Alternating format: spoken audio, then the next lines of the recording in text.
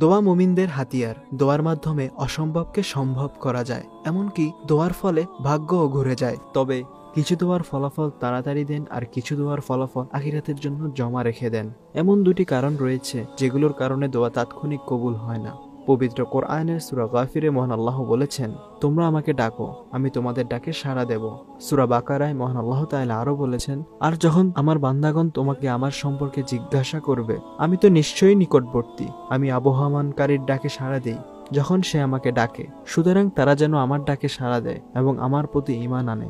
আশা করা যায় তারা সঠিক পথে চলবে। আয়াতগুলো দ্বারা বোঝা যায়, বান্দা সঠিক পদ্ধতিতে আল্লাহর কাছে দোয়া করলে আল্লাহ তা কবুল করেন। তবে কখনো কখনো ফলাফল তাৎক্ষণিক পাওয়া যায় না, এতেও মানুষের বহু কল্যাণ নিহিত থাকে।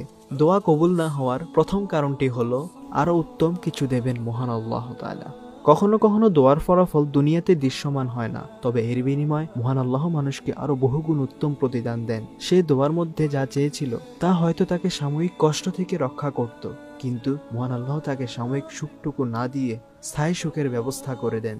হাদিসে আতা ইবনে আবু রাবাহ রাদিয়াল্লাহু তাআলা আনহু বলেন, ইবনে আব্বাস রাদিয়াল্লাহু তাআলা আনহু আমাকে বলেন, আমি কি তোমাকে একজন জান্নাতে নারী দেখাবো না? আমি বললাম, অবশ্যই। তখন তিনি বলেন, এই কালো রঙের নারী, সে নবী সাল্লাল্লাহু আলাইহি ওয়াসাল্লামের কাছে এসেছিল। তারপর সে বলল, আমি মৃগী রোগে আক্রান্ত হই এবং এই অবস্থায় আমার লজ্জাস্থান খুলে যায়। সুতরাং আপনি আমার জন্য আল্লাহর কাছে দোয়া করুন। নবী সাল্লাল্লাহু আলাইহি ওয়াসাল্লাম বলেন, তুমি যদি চাও ধৈর্য ধারণ করতে পারো, তোমার জন্য আছে জান্নাত। আর তুমি যদি চাও তাহলে আমি আল্লাহর কাছে দোয়া করি যেন তোমাকে আরোগ্য করেন।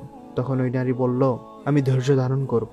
সে বলল, ওই অবস্থায় আমার লজ্জাস্থান খুলে যায়, কাজে আল্লাহর কাছে দোয়া করুন যেন আমার লজ্জাস্থান খুলে না যায়।